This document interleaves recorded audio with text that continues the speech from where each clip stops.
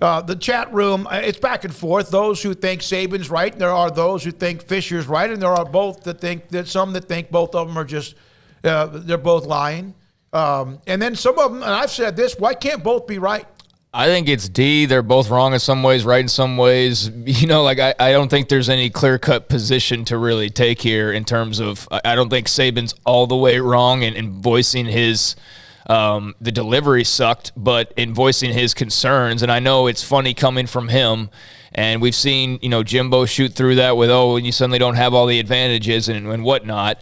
I do think, Jimbo threw out some threats there that, I would like to see a little more flashlight shown on whatever he's referring to, as far as Saban goes and the people who've worked for him and all of that. So if you got something to say, keep talking then, if you want to dig up all the skeletons. But I know that was also a warning sign of, hey, I know where the skeletons are, and so do others. But, yeah, Saban's backed down pretty quickly from this. I think he still maintains his points about NIL, and you can, again, say that, that's funny coming from Alabama, who has every inherent advantage that there is in college football. Perhaps nobody has more than they do, but I do believe there is some part of him that has always looked out for the game of college football, and I do think that he might have delivered it wrong, but the overall message is still like, hey, we do need to make sure this gets cleaned up a little bit. And, if it was somebody else saying it from another school, then we would probably not care. But the fact that it's Saban that's why we do care is his thoughts on it. But I understand why people are dismissive of it, and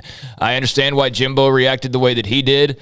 I think it was funny to see Lane Kiffin poke his head in there and, say that he was speechless for the first time ever when he heard Jimbo's comments. And it's made for a lot of fun. It's made for a lot of discussion. But just for me, I don't see it as like black and white, like this guy's totally wrong and this guy's totally right. I think there's a mixture in there, and it's not that clear cut. Yeah, Aaron Anderson and Jimbo, we trust. If you're an A&M fan, it's like Republicans and Democrats, right? On this deal? It is. But and look, Jimbo's won it. People forget because it's been a long time. But he won a national title. He's been at places that have won national titles. He and Nick Saban won one together at LSU. So he knows what it takes. It's not like, look, he's in a school that hasn't won one at A&M, but it's not like he doesn't know how to recruit to get to those levels, even pre-NIL standards. So those are things that, I'm sure he takes very personally, because Nick Saban kind of makes it seem there in a broad sense like, well, why would anybody go there if not for this? Well, right. People were going there anyway. Like, did they get from 10th to 1st by NIL? Yeah, probably.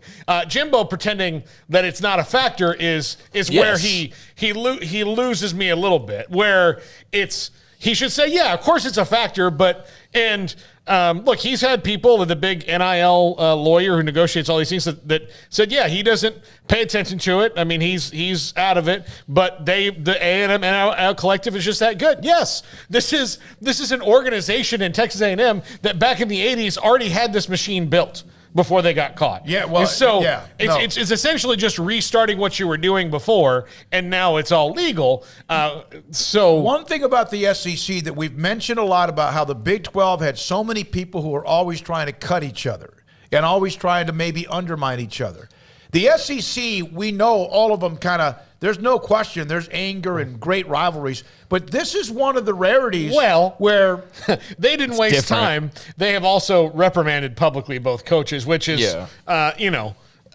This is different, though, in my opinion, from a Big 12 coach doing that, because in terms of the Big 12, it was actually trying to hurt the conference and, do damage to the conference in some ways. This is just a couple SEC coaches with no threat whatsoever to their standing as a conference, just talking trash. And it's fun and it's entertaining, but it's not damaging the SEC in any way, shape, or form. And even if you were to come out and say, oh, yeah, absolutely, A&M paid every guy in their class, and Alabama's doing it too, doesn't do anything to the image of the SEC. Everybody already thinks the SEC's paying all their players anyways. Yep. Nobody thinks otherwise unless you're just, I don't know, completely blind. I don't think they're paying all of them, obviously. Like I just said with A&M, to say that they had to pay for their whole class is a ridiculous statement. But even if you were to say, like, yeah, everybody in the SEC is throwing around big money, okay, that's what we've all believed for like 20 years anyways. That's not damaging to the brand in any way. Whereas with the Big 12, it was like, this is personal. Obviously, Jimbo and Nick Saban is now becoming personal. But there was just It's a level of hatred with the Big 12 of like, we're better than you and you don't belong with us. That was the Big 12's problem we're carrying you. You don't belong in our group and you're only here because of us. And in the SEC, it's just coaches fighting over recruiting. There's a big difference there, in my opinion. There's no question this will and has been, and for less than 24 hours, just flamed up all over the place. A lot of you said, don't ever apologize unless it's something about your mother or to your mother. Saban is acting like Calipari. Kiffin is taking the high ground or high road in the SEC West. No, he's not. No, none of it. No, but he's being smart. Yes, he made one little funny comment, and he's staying out of it, and making a couple memes here and there, to make people laugh and whatnot. And he's doing a good job of that. But he doesn't need to interject himself too much because then he'll join the fray. But yeah, he's being smart, being the outside commentator, kind of laughing at it all. Jennifer Witcher. I brought up that they always have tried. They've all wanted to beat the hell out of each other, cheat against each other, whatever. At least that's always been the perception or even opinion.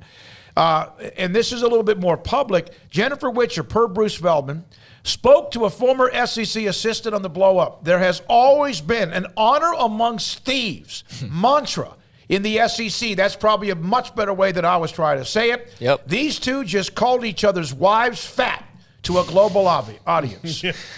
Yeah, in so many ways, yeah. Oh, my God. No, she's right, though. The honor amongst thieves things, absolutely. That's a perfect way to put it. Yeah, because, nobody's going, oh, my God, they're paying players in the SEC. Nobody's surprised by any of that part of it. It's just the fact that the coaches are now accusing each other over it. Well, one is. I think about Ocean's 12, where the plot of the movie is that another thief has told somebody that they robbed about them, which is rule number one. And so that sets up the conflict of the movie. They broke but Nick Saban broke rule number one.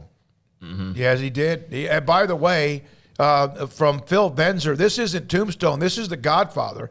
And then also this, Texas and Oklahoma, have fun. Oh, yeah. And I know you will because you're going to make millions and millions and millions, but there was a time when the Southwest Conference was very dirty in the 80s, and you never saw really Texas hit with any of that. It was either somebody else, A&M, SMU, TCU, among others.